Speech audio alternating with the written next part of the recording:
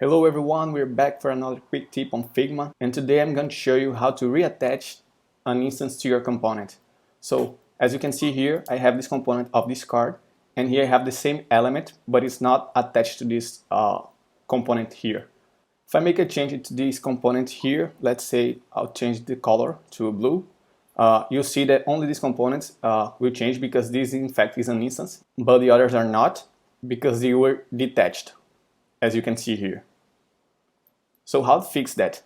Unfortunately, Figma doesn't have a native way to do that, but with the help of a plugin, we can do it easily. So all we have to do is select the detached elements, then come to this tab here for resources.